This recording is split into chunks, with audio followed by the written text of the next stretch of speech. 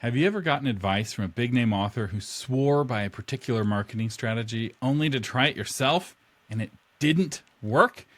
Or perhaps you saw one of your author friends who takes a totally unconventional approach to marketing, something that you've heard never works, and it totally was a wild success. So why do some books sell like hotcakes while other equally well-crafted books struggle to sell? Well, if you've been listening to novel marketing for a while, you know the answer. You may know the answer, and it's this. Book marketing isn't a one-size-fits-all method. What works for one author in Los Angeles may completely flop for another in Louisiana, and that's not even taking into account genre and personality and audience. Your success depends on finding the strategy that fits for your book, your audience, and your unique personality. But you don't have to start from scratch. It's not like you're a unique snowflake. You have similarities to other authors, and if you can learn from authors, you can get up that learning curve a lot faster. And there are groupings of strategies that tend to work for certain kinds of authors. Knowing what grouping you fit into can help you know which techniques are the most likely to work for you and your book. So how do you know which of these groupings you fit into? Well, I'll give you a hint. It's author ecosystems, which is the topic for this episode of Novel Marketing, the longest running book marketing podcast in the world. I'm Thomas Humstead Jr., CEO of Author Media, and this is the show for writers who want to make a living writing books worth talking about. Our guest today is a USA Today bestselling author of the book Author Ecosystems, a framework designed to help you discover the marketing style that fits you best. Russell Nohelty, welcome to the Novel Marketing Podcast. Thank you so much for having me. Actually, I should say that it's now called Cultivating a Thriving Author Ecosystem. All right, we'll have it the correct title of the book and a link to the correct place in the blog version. So I have to ask, what is an author ecosystem? So we believe that authors aren't doing marketing wrong. They're doing the wrong marketing. And I think in order to say what like an ecosystem is, I should go back and just kind of for a second talk about how we came up with this, because Monica and I ran our Writer MBA, which was our company, for several years. And we released a bunch of courses and books and of all different types, from wide to Kickstarter, direct sales. And we started seeing that like some seven-figure authors that released a book on Kickstarter, like didn't even make $1,000. Some people that had a 100-person mailing list made $10,000. And what is even happening there, and why like are some people succeeding when they're getting the same advice as everyone else? And we know because like we're going through the course with them, and we know they're all very good at marketing because like they are making 7 figures or 6 figures or 5 figures online, like whatever it is, like they understand at least the broad concepts. And it turns out that certain platforms like tend to perform better with certain actions and certain types of people. And we have been utilizing the retailer only strategy for so long that when we expand out and we talk about subscriptions and conventions and crowdfunding and website sales, all of these other modalities, the same strategies tend to not work. And so the people that had success with those old strategies do not see the same kind of success. They end up trying to jam a square peg in a round hole. And what we then found additionally was suddenly all of these people who were trying to make their strategies work on retailers suddenly were having success because it was their strategies were working. It just wasn't working to do the thing that they wanted. And so we found 5 general paths to success. We call them ecosystems. So there's deserts and grasslands and tundras and forests and aquatics. And each of those have different strengths, different weaknesses, different platforms, and different strategies that work for them. And what I love about this metaphor is that you can find humans, even ancient humans, living in all 5 of these biomes, all of these ecosystems, but the way that they do it is very different, right? So for somebody living in a desert, it's all about water conservation and when to be outside and how to handle the heat, whereas somebody who's in an aquatic environment, it's all about fishing, right? Whereas a desert nomad may have never eaten a fish in his life. So Right. who you're getting advice from is really key, and knowing kind of where you're planted, so to speak, so you can bloom where you're planted is really helpful. So before we use these terms anymore, let's kind of walk through each one of them so people can start to sort themselves while we're discussing this. So what is a desert ecosystem? Deserts are the traditional kind of author who was successful. So deserts are really good at optimizations and data. They are able to find trends quickly, know what trends are working, and then write books that hit trends and do it quickly. They basically go in and out really quickly. So you said the thing about when to go outside. So if you think about an animal who succeeds in the desert, they're generally pretty quick. Like they can scuttle between shade, they know how to conserve their energy, but then when they see something working, they're jumping on top of it. So they're the ones who say, why can't you just do these trends? Like obviously the hot trend is XYZ thing, and I can write a book in a month and then get the book up. Their love language is, I made the perfect encapsulation of this genre. And you, all the audience who want this genre, are going to love it because it is perfect. It does not deviate. So I have a lot of friends who say things like, you can't not do X in this genre because that's what people expect. And my response to that is, that's why I want to blow it up, because everyone expects it. But a desert will say, I see the entire amount of people who like this as my audience. And my goal is to satisfy as many of them as possible. And the way I can guarantee to satisfy the most as possible is to stick to the exact formula. They are also the most likely candidates for ghostwriting, writing in other universes, and doing copy editing, a lot of beat writing journalists, because they are able to be chameleons. They're able to say, oh, this genre likes this style. This other genre likes this style. So I don't actually care how I write. My love isn't in getting my voice across. It's in almost disappearing into this genre, which ends up being the biggest problem for deserts too. Yeah, so let's talk about kind of tools and techniques that work for deserts. One that comes to mind right away is K-lytics. So if you're chasing trends, if you want to know what's hot, and especially what's hot that's being underserved, having a K-lytics report, a new one coming out, that's like you take a break from writing and you read the whole report that day. So you're up on what's hot right now. Oh, no. A desert will say, once it hits K-lytics, the trend is over. So they are going to reader groups. They are doing a lot of lurking. So you don't find a lot of deserts who actively admit that they are deserts, because a desert is sitting, lurking, watching, and sitting, watching where trends change. They're looking at what the top 100 is today.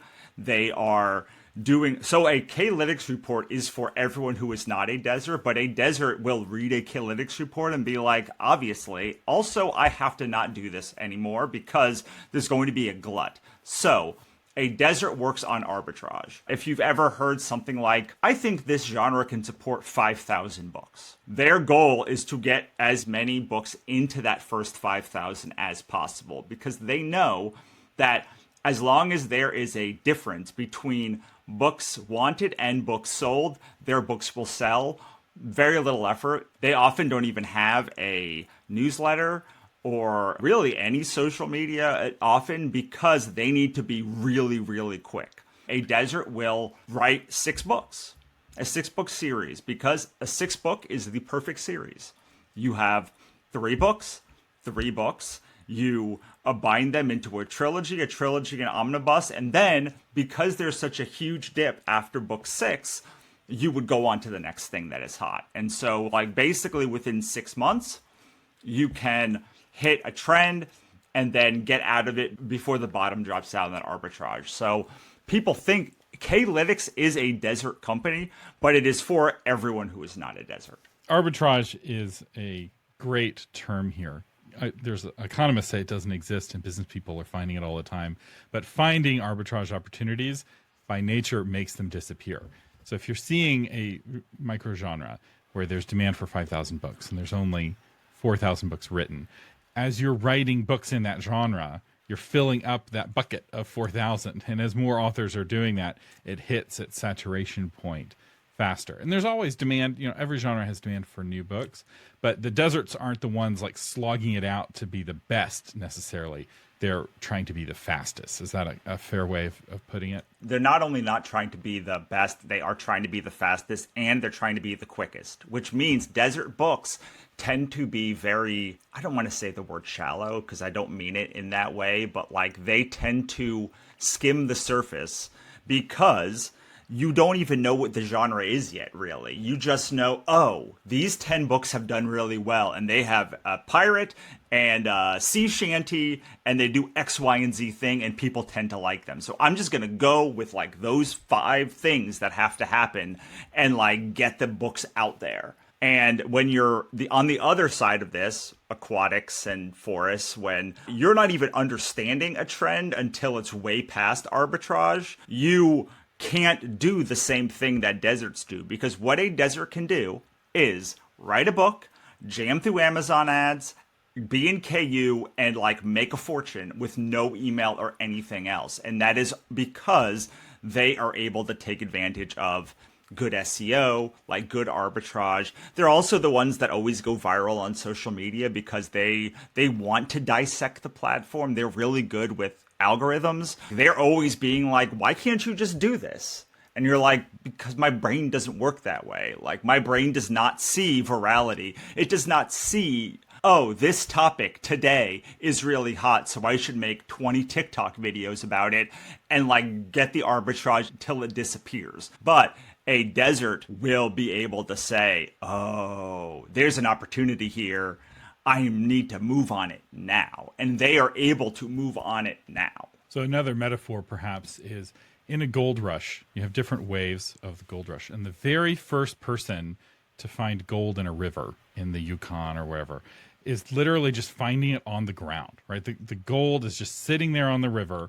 And then there's this kind of initial rush of people who can pan for the gold. But very quickly, all of the gold that's on the surface is gone. And to get the future gold in that area, you have to dig in the ground and mine. And suddenly it's a lot of work, right? The very first guy was just walking along and like, oh, a hunk of gold. Like, oh my goodness, if there's gold on the top of the ground, there's got to be gold under the ground. And so eventually you have to have aced the mining, and you know how to get the supports and make sure that the air is not poisoned, and you have to get machinery, and you have to have a whole town to support it.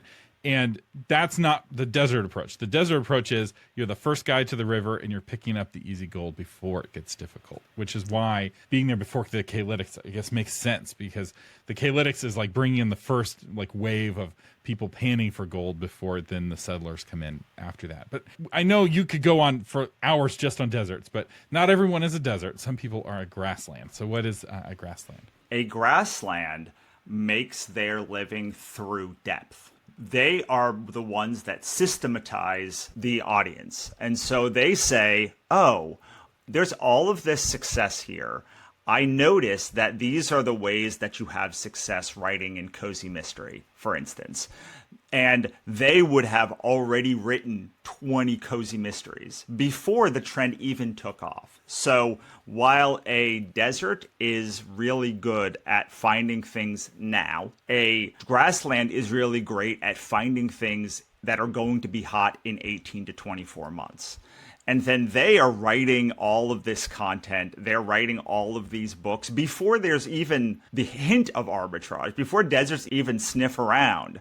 And their goal is to get the trend hot because they know that they're going to be the #1 series. And so a great example of this is someone like Elena Johnson, who has like 100 cowboy romances, or George R. R. Martin, who just has like been the top. There's very little ability to be a grassland because a grassland is always #1. They have to be 1, 2, or 3 because they're making their money on everyone who comes along reading their book and like citing them. They're great at like doing backlinks. They're great at basically systematizing how a genre functions. But while a desert does not want more books to be written in it, a Grassland wants as many books to be written as possible once they are number one. So they are writing long series, usually 10 books or more. They're writing, I don't know if you call them signature series. I call them signature series, which are like the 10 book, million word omnibus. Like, this is the book you read when you're in this genre. They both work with data, but in very different ways. So K-Lytics is really interesting example to go back to, because K-Lytics would be a great Grassland company. Because while a desert has no motivation to bring new people in because it ruins their arbitrage, a Grassland would say, hey, there's this opportunity here. Look at all these things you can do. This is hot right now. And like, they are always trying to get more and more and more and more and more people. They win by having that ball roll downhill. And the longer that it rolls downhill and the bigger it becomes, like, the more that they will win. Because every new author writing in the genre is bringing new readers to that genre. And if you're number one in that genre, you know, after readers read whatever book brought them to the genre, they're going to read your book next. So Right. You don't see the other authors as competition because you know your book is better than those books. It almost always is better. So like, the Grasslands thing is being comprehensive, but what their goal is to be the canon. So when you read a grimdark series, you're probably going to read Joe Abercrombie, J.R.R. Martin. And so literally for the past, 30 years, George R. R. Martin has gotten arbitrage, has gotten his own form of, has gotten listed in, oh, everyone who reads this genre reads these 5 series. And a Grassland's job is to be in that conversation as often as possible. And that means that, again, they don't have to do that much marketing on a day-to-day basis, because like, everyone is talking about their books and everyone is recommending it because they got in early, and because when someone searches it, they see their name everywhere. So in some ways, if you look at a Pareto distribution, it's the short head strategy versus the long tail strategy. So in the video version of this, we'll throw up a graph of the Pareto distribution because it breaks people's brains. It's sometimes known as the 80-20 principle. So the top authors in a genre get a vast majority of the money. But online, there's this really long tail that collectively adds up to a lot of money. And so if you can have a sufficient number of books kind of high up on the long tail, you actually can make really good money. You're never going to make George R. R. Martin money, and you're probably not going to get the Hollywood deals. You're less likely to get the Hollywood deals, but there's still a lot of money, especially if you can get that arbitrage. But the short head, the number one person, often makes like 5 times or 10 times more than the number 2 person, right? Like, it drops off really quickly. And so there's a lot of advantage to being the king. Obviously, everyone wants to be at Grassland. Everyone thinks that it's their destiny, but statistically speaking, most people don't make it. Well, what'll happen is a Grassland will say, well, there's no opportunity in the grimdark genre, but I see that cozy fantasy is on the rise. And like, this is what's going to be the next grimdark genre, or the next like colonial sci-fi. So like, a Grassland is basically nurturing a new nascent genre. They have seen something that works, and they have seen a ton of arbitrage in it. And so while a desert tends to have to come in early, a Grassland comes in before a desert would even see an opportunity. And this happened honestly with Writer MBA a lot, and with Kickstarter, is like, deserts were very hesitant because no one else was using it. Once people started using it, suddenly every single person is like, did you hear about Kickstarter? And it's like, yes, I wrote the methodology for Kickstarter, so like, I have heard about it a little bit. We rode that Kickstarter train like quite high, and we still get arbitrage. We still get like advantage from it. People still talk about our book. People still talk about our methodology. People still cite us. And I don't talk about Kickstarter very much anymore. Like, unless someone comes in and specifically asks about it, I tend to talk about author ecosystems or my capitalism book or like whatever the next thing is. Meanwhile, all that stuff is working in the background, and it's not from ads, but from word of mouth. All right, so now let's talk about the Tundra. What is a Tundra author? A tundra lives on excitement. If you think about a tundra is green for a season, and then they are fallow for a season. So you'll see a tundra have these big pops. They'll pop up to like number one in the genre, and then they will slowly sink back down and as they disappear for 3 months. A perfect encapsulation of a tundra would be they got to number one, and then you didn't hear from them until their next launch 6 months later. And you're like, what is going on with this person? Like, they seem to have vanished off the face of the earth. And they're able to do that because they stack evergreen tropes together. So they tend to come in right when excitement is at the highest for multiple tropes. And they're like, hey, you like X trope, Y trope, A, B, C, D, E. I just put them all into this series, and they're able to get excitement because everyone sees something that they like in that series. Does that make sense? So it's really focused on the launch. So I had a popular course for many years called the Book Launch Blueprint. And it was very interesting because some authors really got incredible results from it. But in my training for it, I was like, if you're doing rapid release, I wasn't using your language of desert, but if you're doing rapid release, launches, especially using my method, aren't going to work for you, right? Because this takes 6 months to build up. It was really the traditional book launch that traditional publishers will do for big books. That's what we were teaching, and we were applying it for indies. But PR and tours and lots of attention all at once, lots of preparation leading up to it, and then after the launch, you're spent. Like, you're just exhausted. It was a very intense time. It was a very people time if you're introverted. You were interacting with a lot of people, a lot of strangers, and it was fun, right? It's fun interacting with readers. It's fun interacting with the press, but then you're left like, all right, I need a break now. I need to go back into my cave. And for some authors, they're able to recharge through writing. I have an episode called Brandon Sanderson's Crop Rotation Method, where I break down how Brandon Sanderson rests from one activity by doing the next activity. It's part of what makes him so prolific. But other authors rest by just playing video games for a month. Right. Or, taking a break completely because it was so exhausting. So this is not the get up and write every morning at 5 a.m. This is the kind of writer who's like going in the cabin in the woods. They have a very intense writing time, then they have a very intense launch time, then they have a very intense resting time. The biggest problem with a tundra is they don't spend time either recovering or building their audience back up. Of all the people, the one that loses the most subscribers is a tundra. Because the easiest way to get someone to leave your ecosystem is to tell them to buy a thing. Monetization is the biggest friction point. And so if you're doing a 2-week launch or month launch where like you're emailing every day, you're really doing it, like you burn just a ton of subscribers. And what ends up happening is if you're not then building for the next launch, you end up not being able to sustain it. The other thing that people do is they say, oh, I did one launch of 10,000. I'm going to do this 10 times next year. And you're like, well, but what are you doing to grow your audience between those two launches? And if you don't have a strategy, A, you're probably going to burn out because you can't launch that often. And 2, you're definitely going to burn your audience out. And 3, you're probably only going to get each person to back the same amount of money throughout the year. So instead of having $10,000 on one launch, you have 10 launches of $1,000. And like, that's not helpful because you have 10 times the product costs. And this kind of author is reaching a different kind of reader. So it's kind of like saying, oh, I had a really great 4th of July parade, so we're going to have a parade on the 4th of every month.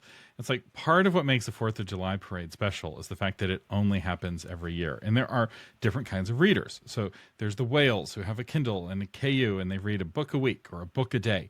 But there's also readers who buy a book or two a year.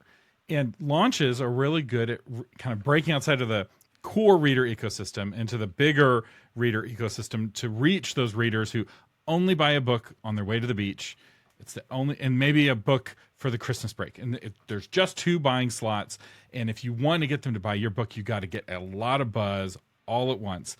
But that person who may have really enjoyed your book at the beach will not buy a book from you in September because they don't buy books in September. They're too busy. They don't read that much. And if you don't realize that that's who your readership is, it's kind of the casual readers, or maybe they're slow, right? They start reading your book in July and they're not done until December. And then it's only then that they enter a buying window again. Yeah, on top of that, the kinds of books that a Tundra generally makes are dense.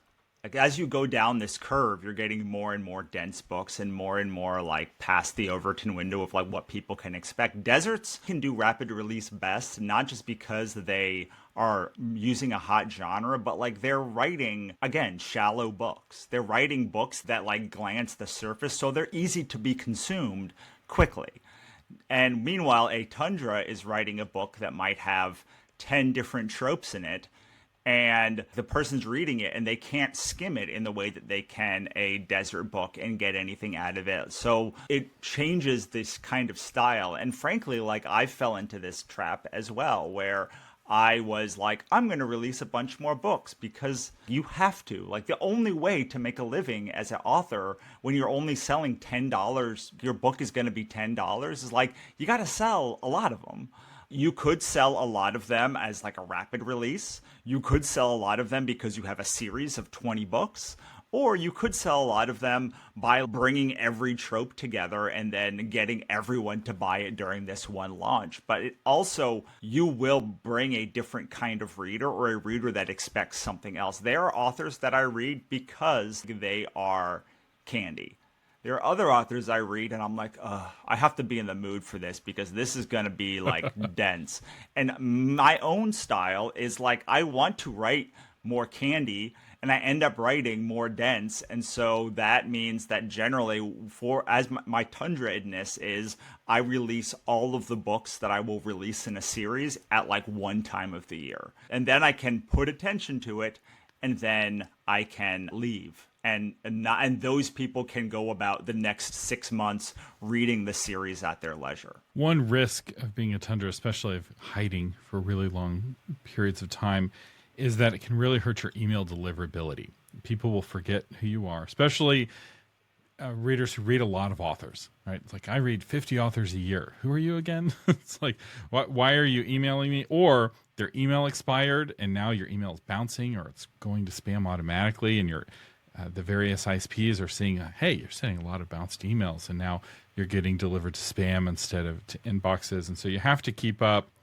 a certain pace of emailing. The best practice, if you talk to email people, is at least once a quarter just to clear off the old emails, because they won't bounce forever. Eventually they'll stop bouncing and just go straight to spam.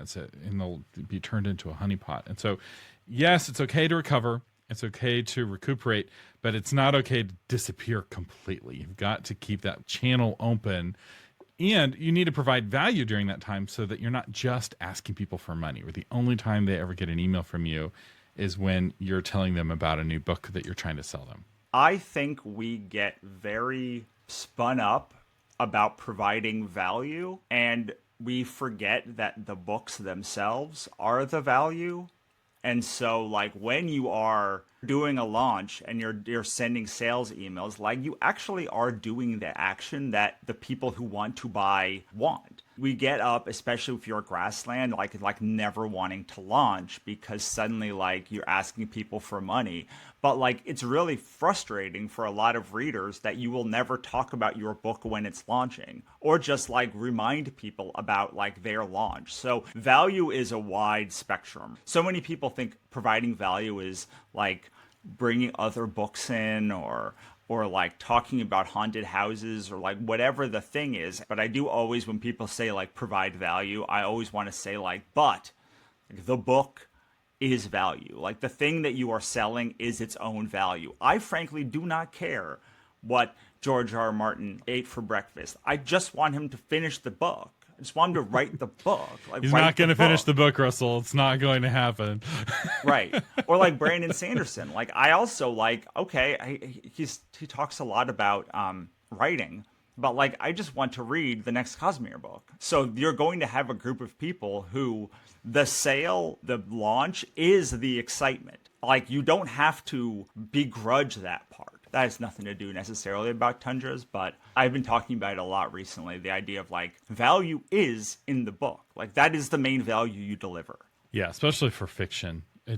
There's only so much value you can provide in the newsletter other than recommending good fiction, helping people find good books, and then recommending your own fiction. I think it changes a little bit for nonfiction because you can offer a lot of advice and create a lot of content that's kind of in the spiral around your core topic and bring in other voices, right? Do podcast episodes on YouTube. There's a lot of ways of creating value that builds that goodwill and gets people curious and that sort of thing. But yeah, for if you're writing a cozy romance, what you attract people with is what you attract people to. And so if your list is a cozy romance list and people don't want to hear about cozy romance on your list, you don't want them on your list. Right. They're not going to buy your book. So them dropping out as a subscriber isn't really a loss because they weren't ever a potential customer in the first place. But we do need to move on to forest. So What is a forest?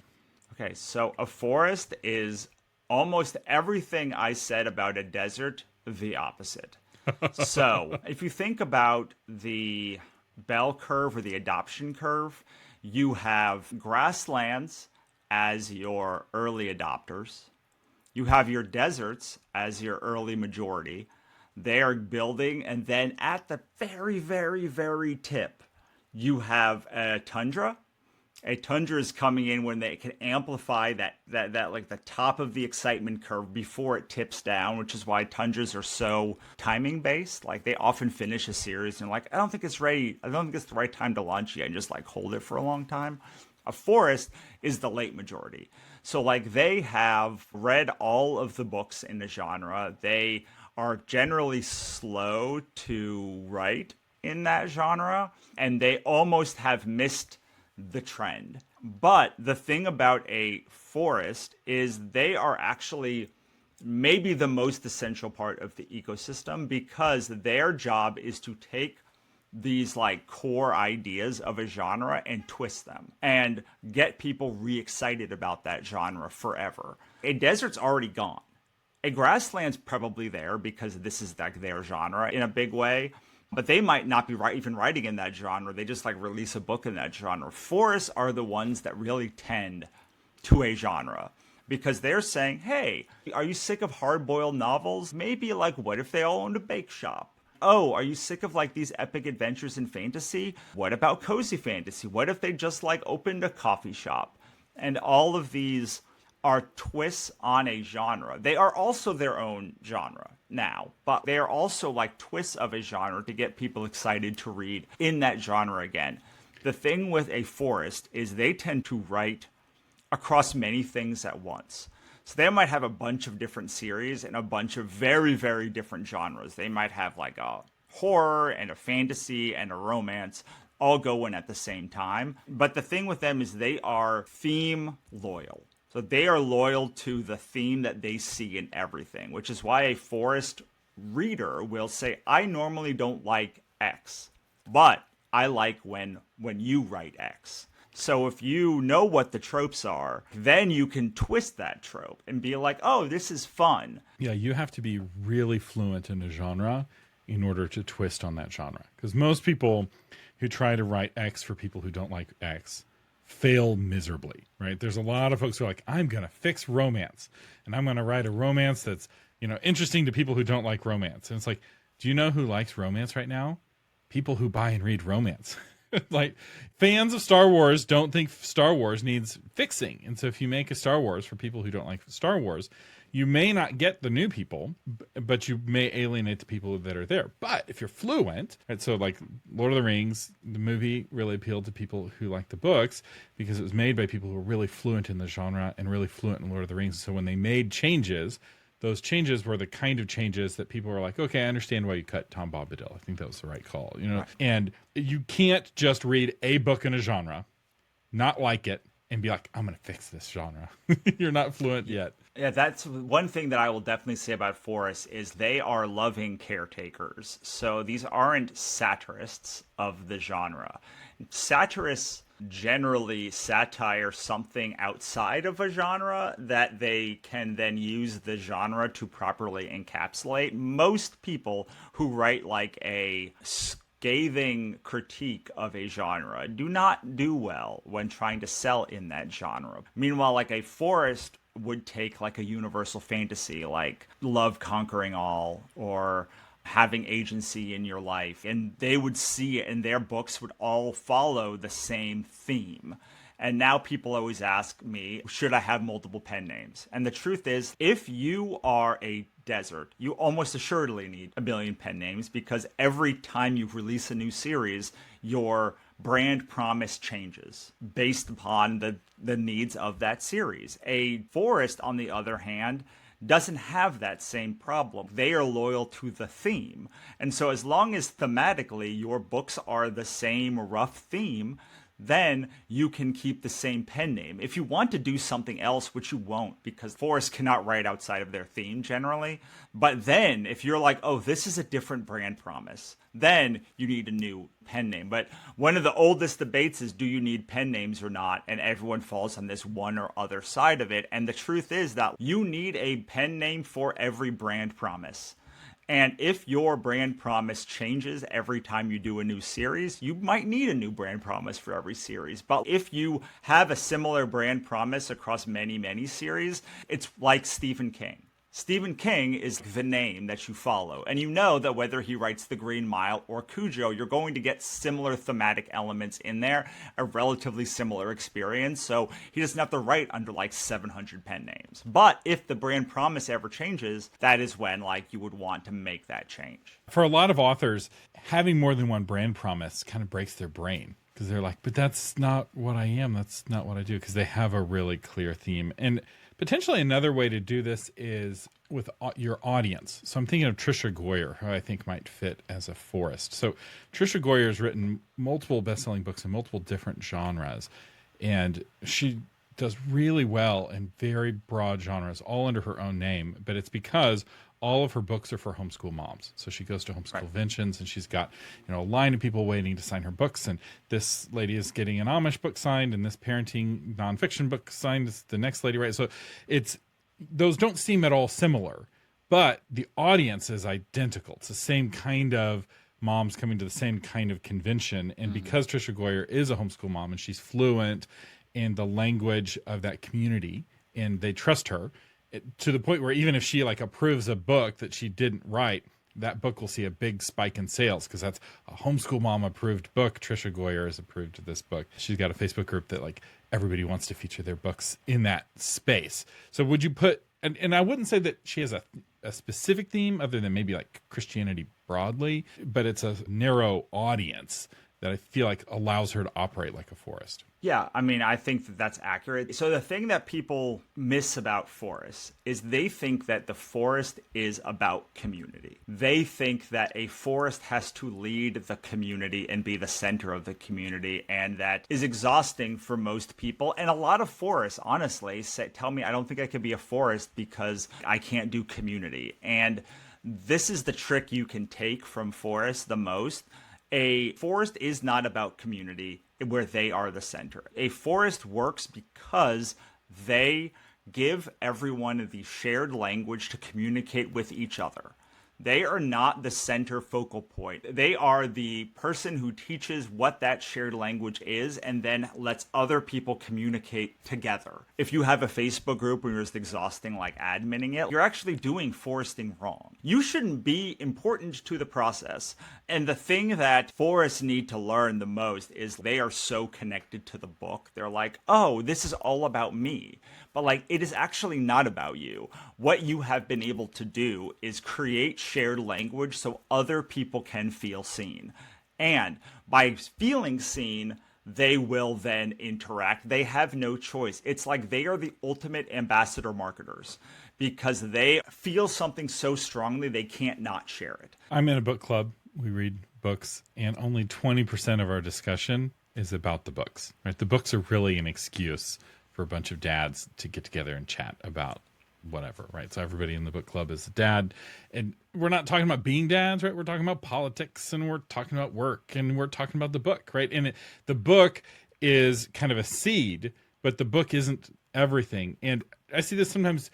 You'll see somebody who's written a blog post, and they feel like they have to comment on every single comment. That's not community. True community is when your commenters are commenting on each other, where the conversation is able to happen beyond you. If you stop talking, if the conversation ends, it's not a community, it's a sermon or it's a speech, right? Where it's just one to many. And there's places for that in the author world, but you can't use the word community for that. Community is not the sermon at church, it's the potluck after the sermon where everybody's talking all the time and it's chaotic. That's community. It's not the kind of ordered I talk and everybody listens. So we're almost done, but there's one more: aquatic. What is an aquatic ecosystem? So aquatics are the furthest afield from everything else. They are people that, and no one ever understands this thing, but I'm going to say it regardless. They are people who look at a genre. They're like, there are all these inefficiencies that are happening in this genre, and they can all be fixed at one time by making this kind of new thing. My friend, Melissa Storm, is a great aquatic, and she says, I can't find the trend unless I make the trend. That is a aquatic in a nutshell. They are living in superposition at the innovator side and at the end of the adoption curve. And what their job is to say, basically, I'm creating this whole new universe, this whole new thing, and it's going to be better than any of the things. If you like these things, all of these other people working in this genre are under the assumption that we have to stay in the old paradigm. I'm going to show you how you can take all of these things and make a new paradigm you'll actually like better. That said, a aquatic usually comes across like a crazy person because they can't explain their own genre. Even explaining what I just said is difficult for most people to grasp because you are so used to playing in the paradigm that already exists. And a aquatic is literally starting a brand new paradigm. They are starting it from scratch. And the way that they grow is to get validation from other people, really. It's for other people to say, oh, this is actually really cool, who already have an audience that is trusted by them. So their biggest point is collaborations and strategic partnerships. They're all about saying, I'm going to change my format. I just want you to enjoy this universe. They're kind of like brand strategists who are less loyal to the format and more loyal to like the universe. Whereas even a forest is pretty loyal to the genre. When they write in this genre, they're going to stay mostly on trend. Like, you're going to be able to notice it's an urban fantasy or a romance book, whereas often an aquatic book is just so far afield that you're like, what even is this? And an aquatic is usually so anti the old paradigm that they try to use the thing in brand new words that nobody understands. They are like the opposite of shared language. And because of that, the people that find that genre do tend to love it. They're not wrong. Like, it's better. But because no one can understand what they're saying, nobody finds it. So going back to my panning for gold metaphor, it sounds like the aquatics are the trappers who just wanted to get away from civilization and they just wandered out into the wilderness. And they're not necessarily looking for gold. They're trapping skunks or beavers or whatever, but they're just kind of wandering the wilderness, and then they're like, oh, here's some gold. So they're the most likely to be the very first person to the river with the gold nuggets in it, but they're also the most likely to wander their entire life and never do that because they're like off in the wilderness. Or maybe another metaphor is honeybees, 80% of them will follow the dance that the other honeybees give them to where to find the pollen, but 20% of bees just do whatever. They just go kind of wander looking for new sources of pollen, and they don't follow the dance. They dance their own dance. So we did this conference earlier this year called Writer MBA. It was like the last event that we put on before the company went under. The idea was conferences that have existed until now, their love language was information. And really, nobody cares about the information at a conference because information is ubiquitous. What people care about at a conference is connection. So what if you rebuilt the entire conference structure from the ground up with connection as the main thing? I'm 1,000% agree that it's better, but nobody understood what we were talking about until they saw it. Because like the paradigm you don't even understand that information is the thing that they're jamming into your like and connection could be the thing until you're like, oh, yes, I see that the paradigm needs to be rebuilt. You could just have this entirely new experience and people go, I don't even know what to like that. That doesn't even make sense in my brain because my entire life I've lived in this paradigm. Does that make sense? Yeah, we noticed the same thing with the Novel Marketing Conference and structured our conference the same way to focus on connection. Because I'm a podcaster. I give away a free podcast episode every week with, knowledge. And so if the conference was listening to people present podcast episodes, why would you come to the conference? If knowledge is all you want, you don't go to conferences. You go to conferences to make connections, to meet people, to build real life relationships, because successful authors have real life relationships with other successful authors. It's almost a universal fact. I mean, occasionally you'll find the author who's from their cave able to be successful. It's very, very rare. And so this aquatic thinking is thinking outside of the box, to use a cliche, but it's also thinking in terms of really big picture and asking questions that other people take for granted. For our conference, we went to all the people who were sponsoring and speaking, and we were like, is your 101 class that you normally teach at conferences already online? And they were like, yes. I was like, can we send that to them before the conference and just like blow it up? Like do something else at the conference that is like built for connection. We gave red and green wristbands to people. So if you had a green wristband on, it meant you were open for connection. If you had a red one in, it meant do not. Those are like small elements, right? Green and red wristbands, like whoop-de-doo, that's not like a life-altering thing. But when your entire thing is built on the ground up, it informs all of the other choices that you make. In the same way, like everyone who reads like a genre that's like, oh, there are these 10 issues. If all of it just went away and a new thing that didn't have any of those issues was formed, you're not going to be able to explain it in the way that's just, oh, it's like this, but this. Yeah, so if you're writing in a genre that there's no category for on Amazon, you just might be an aquatic. Yes, and I would say that the best thing that you can do as an aquatic is and aquatics have success. The thing with an aquatic is they might have 100 people on their mailing list and 30 of them will give them $100. They have the most super fans because there's just nothing like it. The problem is, no, they can't explain it. So what they really need is a Grassland. The secret to this whole thing is that the adoption curve actually leads to a connection curve because an aquatic cannot succeed without a Grassland on a grand scale because they have to have something that systematizes their crazy. And a Grassland will say, oh, that's new. That is a trend that I can like make really, really successful. They're not great at making the thing that's successful, but they're very good at noticing what will be successful. And it's almost always some aquatic doing some crazy thing that works. Monica always says to me, I don't know what you're doing, but it's interesting, so I want to figure it out. And whenever she figured it out, I was like, okay, now we know how to make money on it. And then a Grassland needs deserts because a desert is the one who stabilizes the audience and brings all of the readers who are going to read the Grassland's work. And then you have a Tundra. A desert needs a Tundra because they can almost assuredly say this trend is over now and move on. When a Tundra has launched a series, you're like, okay, this must be max excitement. It's probably on the downward trend now.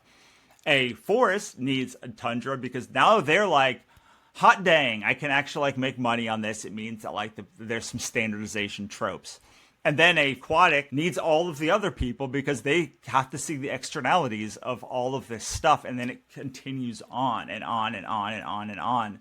And that's how we propagate books. And so the best thing you can do is find the one that's in front of you and learn what you can do. It may not be, a Tundra's kind of tough. Like it may be that a forest needs deserts, but that breaking point of a Tundra is like, man, if Skywarn's released the series, it's probably like excitement is at its zenith right now. So if somebody's trying to figure out which of these they're in, what is the best way to figure out which ecosystem they fit in? At authorecosystem.com, there's a quiz. It's like 25 questions. It gets better as I've now put out the third version of it. We also have a book, which should be live again by the time this is up, called How to Cultivate a Thriving Author Ecosystem. frankly, all of the stuff that's in that book is on authorecosystem.com. All of our methodology is available there. The quiz definitely is the best place to start.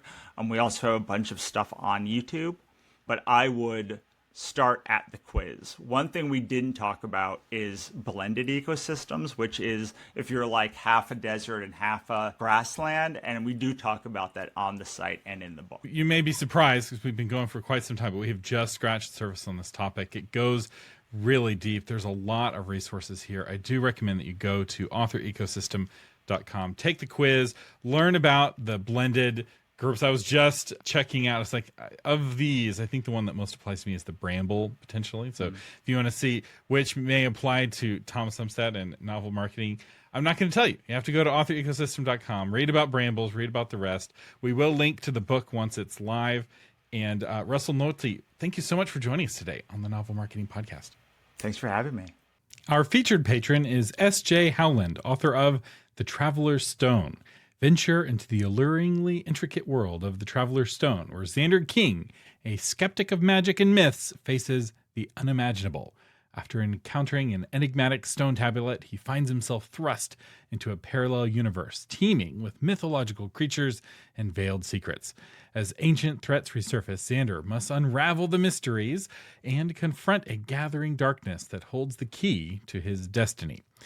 Thank you so much, S.J. Howland, for being a patron of the podcast. Thank you for your support that helps keep this podcast on the air. And I hope that you enjoy the patron tools and exclusive discounts and bonus episode that patrons get every month. The Novel Marketing Podcast is a production of authormedia.com, and you can find the blog version of this episode at authormedia.com/462. I'm Thomas Umstattd Jr. saying thank you for listening and live long and prosper.